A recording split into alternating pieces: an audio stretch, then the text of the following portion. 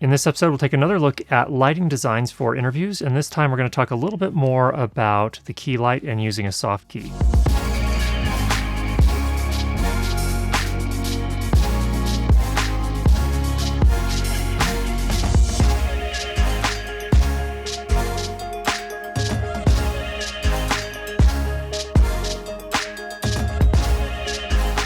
First of all, for our key light, we're using a Chimera 4x4.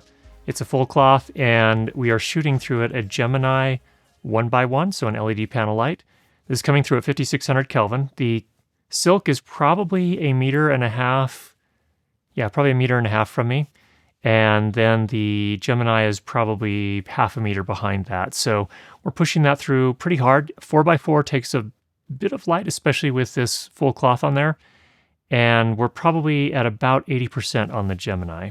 The advantage of a 4x4 is that it's a very large light source relative to me, to my head. So it's significantly bigger, so you can see that it wraps pretty significantly. And in fact, over on this side, we have a negative fill. We have a black sound blanket. And you can see here, if I actually bring up just a bounce board here, just a piece of foam core, you can see how that fills in my face like that. So it depends on how much sort of modeling or how much kind of contrast you want in your overall image.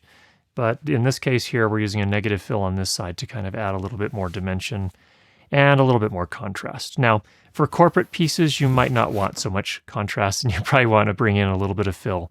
And depending on how far from me that fill is, determines how much it removes that particular shadow. So you don't want something like menacing for a corporate piece typically. So you may not want super dark shadows there. Now we're doing another couple of things here. I do have a practical light here, and that light is not actually making this rim on me right here. That's actually an Astra 1x1 back here in a softbox. So the light is the motivation, and then the Astra is actually putting that rim on the side of my face. So if we turn the Astra off, there really wouldn't be anything here, or very, very, very little, so much you probably wouldn't notice it.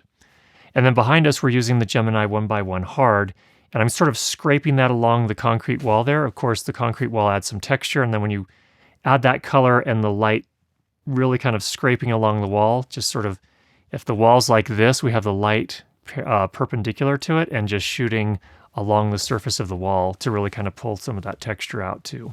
So the takeaways here are you have a lot of different options in terms of making soft light. Last time we used a softbox. This time we're using a 4x4. Now, if the 4x4 is out of your budget range, that is okay. There are other things you can do as well. Here, for example, we have a silk. This actually comes from those 5-in-1 photography reflectors. We'll put a link for one of them down below. But I would get the largest photography 5-in-1 reflector you can find. And the center section is a silk, just like this. These are a lot more affordable, so you can probably buy one of these for $30 or $40 US. And you can shoot through this instead of the 4x4. This is also a little bit more portable.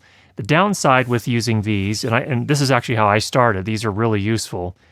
The downside with these is they're a little bit more difficult to position, like to angle them exactly how you want them angled and kind of keep them in that position while you're shooting video. So that's kind of the downside, but of course, producing video is a creative endeavor, and so get creative in how you mount this. Overall principles, things to take away. Soft light is light that wraps, and it has a smoother transition from light to shadow. To make light soft, you need a large surface emitting light as close as possible to your talent or subject. So that's really the principle of soft lighting there. That's where a 4x4 or the inside part of a 5-in-1 reflector can really bring beautiful soft light that wraps. So kind of a standard tool that I use a whole bunch in corporate video. Another principle to take away is that use practicals as motivation for things like a rim light. And then also, if you want to get a little bit more texture, put your light, a hard light, in this case, for example, perpendicular to a surface with some texture, and that'll kind of bring a little bit more of that texture out and add some interest to the background. So I hope you found that helpful. If you have any questions, go ahead and leave those down below.